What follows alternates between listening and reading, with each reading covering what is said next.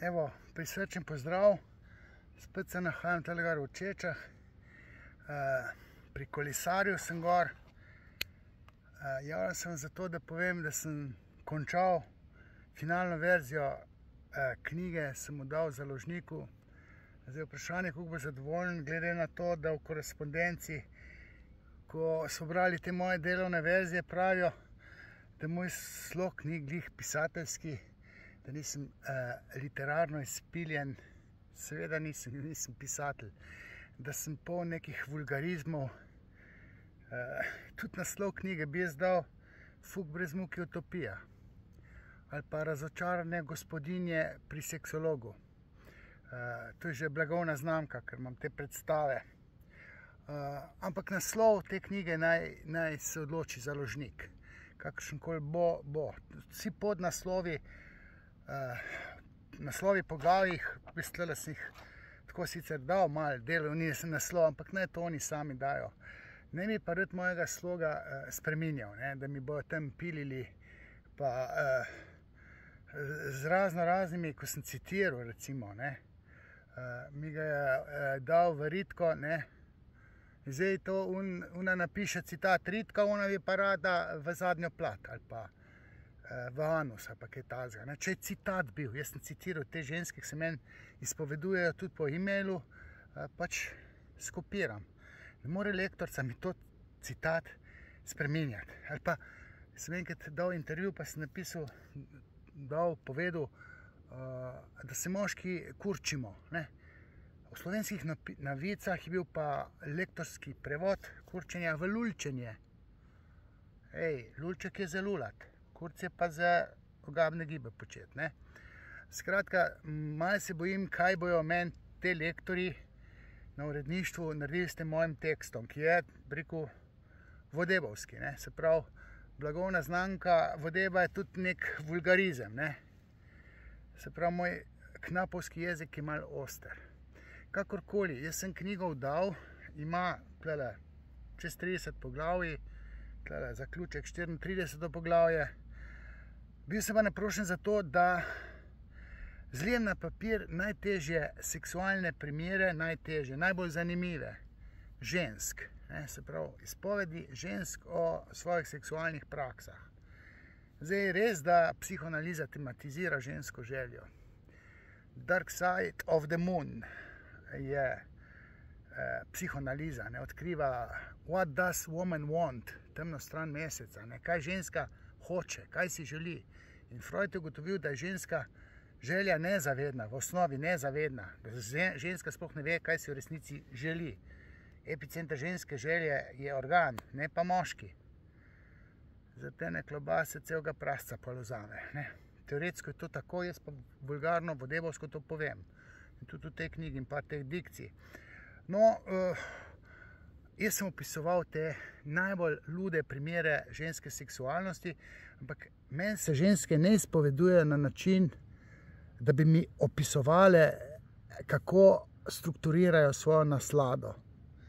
Ampak mi okvirno povedo, zakaj se gre tam v posteli ali pa na zadnjih zicih kakšnega boljšega avtomobila. Ampak meni razlagajo o svojem otroštvu, odnosu z očetom pa tako naprej. In jaz sem hotel dati tej knjigi tudi eno znanstveno vrednost, ne pa lahkotno branje. Tukaj je malo nesporazuma, ne vem zdaj, kako bodo te v založbi reagirali na to mojo držo, v osnovi znanstveno, ampak moje knjige so res, da vse težke, se jih težko razume, tisti, ki ste kaj prebrali. Ampak tale bi bila pa laična, to, da je pa mogoče pa kak procent teksta pa težkega, malo kvantno psihoanalitičnega, to tudi priznavam, ampak 1%. Zdaj mi hočejo pa še to libidinalnost, ko pa je zdaj to?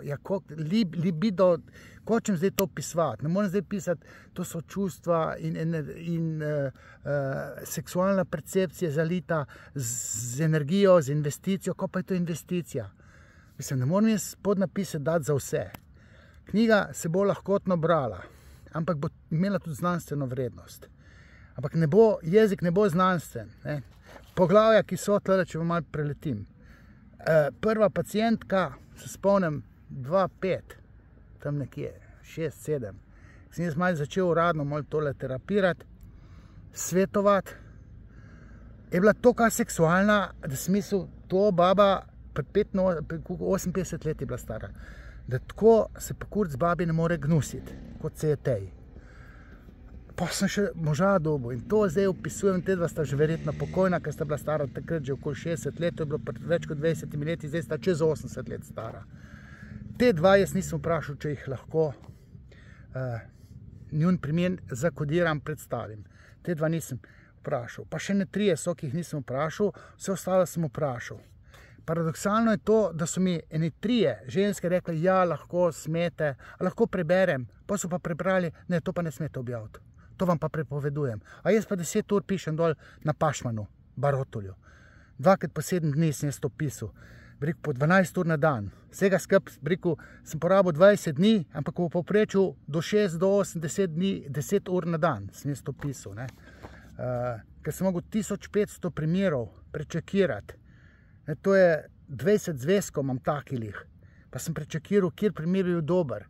In pol zberem, kontaktiram, kličem, napišem poglavje, joj, sem si premislila.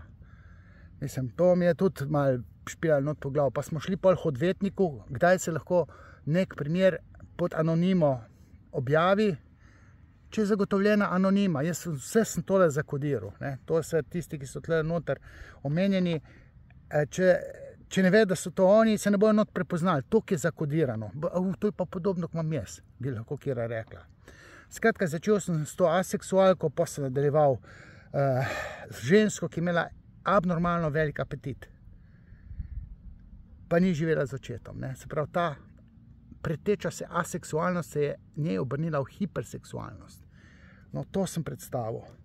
Potem sem predstavil žensko, ki 3 leta k meni hodila. Vsak dan. To ni, da ni. Kaj sem še s hipnozo iskal. To žensko bi se moralo predstaviti na konferencah in to svetovnih. To, kar sem jaz pa te odkril. To je eno močno poglavje, 4. o njej. Fatalnost spolne zlorabe. Kako je bratranec svojo 5-letno sestrično razdevičil in kako ta sestrična, danes ženska stara 38 let, ne more nog narazen dati. Niti pri ginekologu. Niti ginekologi ni, ženski. In nič se ne spomni. In s hipnozo nisi nikamor prišel. Njena seksualnost je absolutno, zabrazgotinjena, ampak zanimiva. In to opisujem tle noter. Potem opisujem tudi krivdo, ki si jo ženske nabijajo, grozne občutke pa tako naprej. Zaradi zgodbe iz otroštva. Potem opisujem, kako je en bratec svojo sestrico lepo nategnil. Bratec star, 8 deklica, sestrica, 5, danes sta pa stara 60-80 let. To so primeri izpred 20 let, ki sem jih imel, ampak so ful zanimivi. Pol pa, recimo, kako je moški preživel, da ni crknil od žalosti, zato ker imel ljubico. Imel je ljubico in zato je preživel, ker njegova žena je bila absolutno aseksualna, brez očeta, pa tako naprej. Pa naivne ljubice predstavljam, kako so si domišljale, da bo moški pustil ženo, pa se z njo poročil, moški star 50 let, na 30, ja. Figico, ne bo pustil žene, ti si mu za usput, oziroma usput. Libidinalna terapeutka za dušo in telo, ljubice so ohranjevalke zakonov in tudi ta je bila in to sem jaz predstavil. Pa sem predstavil ženski mazohizem, kako je ženska postala mazohistična, uživala bi s Kristjanom Grejem. Zdaj imam pa tle neke obiske. Bala se je seksa, ker je mislila, da to boli. Zdaj pa mogel na pauzo pritisniti, da bo tale mimo šla.